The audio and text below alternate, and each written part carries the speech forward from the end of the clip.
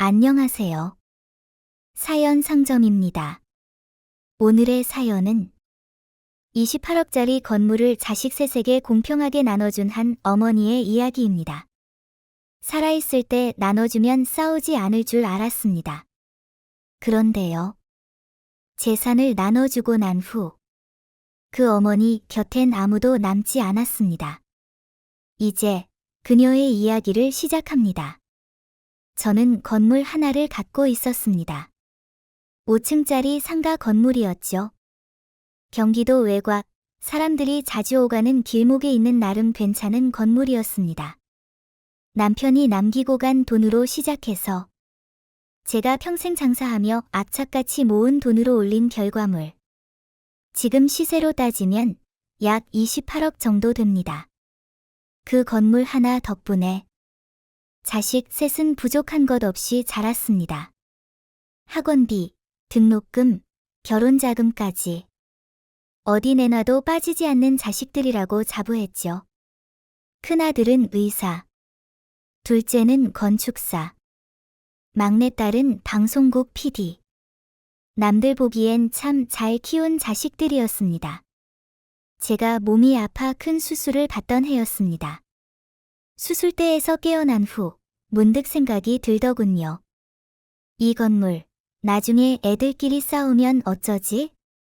내가 살아있을 때 정리해서 공평하게 나눠주자.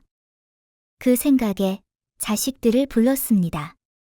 이제 엄마 나이도 있고 몸도 예전 같지 않으니까 이 건물 너희 셋에게 공평하게 나누려고 한다. 큰아들은 1, 2층, 둘째는 3, 4층, 막내는 5층. 그 말을 꺼내자마자 분위기가 바뀌었습니다. 둘째가 말했습니다. 엄마 1, 2층은 접근성도 좋고 임대료 자체가 비싸서 형이 가장 크게 이득 보는 거잖아요. 이게 어떻게 공평하게 나눈다고 생각하시는 거예요? 큰아들이 말했습니다. 1, 2층은 임대료는 높지만 관리도 가장 힘들고 신경 써야 할 게 많아. 난 어머니가 나눈 게 맞다고 생각하는데. 막내딸은 말없이 고개를 숙이고 있었지만 며칠 뒤 따로 연락이 왔습니다. 엄마, 저는 오빠들처럼 집이 있는 것도 아니고 아직 전세 살고 있는데 조금만 더 주시면 안 돼요? 제 딴에는 공평하게 나눴다고 생각했는데 자식들이 느끼기엔 그게 아니었나 봐요. 속이 상했습니다. 벌써부터 이 재산 가지고 감정이 상하는 아이들을 보니 이 재산을 나눠주는 게 맞나 싶기도 했어요. 하지만 결국 처음 제 생각대로 큰아들에게 1, 2층, 둘째에게 3, 4층, 막내딸에게 5층을 주었습니다. 저는 정말 공평하게 나눈 거라고 믿었습니다. 명예 이전, 세금, 법무사 수수료까지 전부 제 돈으로 처리했죠.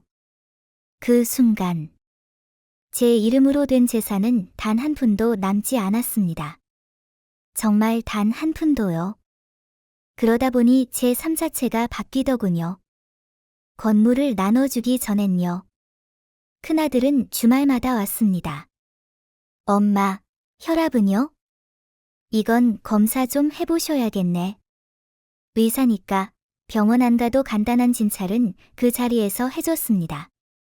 둘째는 계단 전등 나갔다 하면 바로 전동들을 들고 와서 갈아줬고 막내는 매달 좋은 영양제 챙겨서 택배로 보내줬습니다. 혼자 밥 먹기 싫다 하면 셋 중 하나는 꼭 와서 같이 식사했죠. 하지만 건물 나눠주고 한 달 후부터 모든 게 바뀌었습니다. 큰아들은 연락이 뜸해졌고 제가 몸이 안 좋다고 해도 병원 꼭 가보셔야 해요. 바빠서 못 가니까 꼭요. 전화 한 통으로 끝이었습니다. 항상 우리 집에 와서 뭐 망가진 거 없나 확인하고 고쳐주던 둘째는 아예 연락조차 없습니다. 막내딸이 주기적으로 보내주던 영양제들은 어느 순간부터는 오지 않더군요. 그냥 아이들이 다 바쁜가 보다 하고 살았습니다. 하지만 그해 추석 셋 다 못 온다고 했습니다. 큰아들은 학회, 둘째는 해외 출장, 막내는 촬영 스케줄이 겹쳤답니다. 생일도, 어버이날도, 그 다음 해 설날도 저는 혼자였습니다. 그 전에는 먼저 연락도 오고 맛있는 밥집 예약해서 데려가던 자식들이 이제는 연락도 보러 오지도 않더군요. 누군가가 그러더군요. 재산은 살아있을 때 나눠주는 게 좋다고요.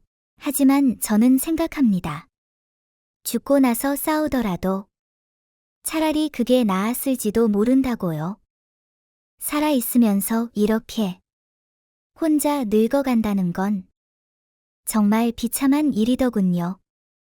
예전엔 월세 들어오면 먹고 싶은 게 있으면 먹고 가고 싶은 곳이 있으면 가고 기분 내키면 친구들한테 밥도 샀습니다.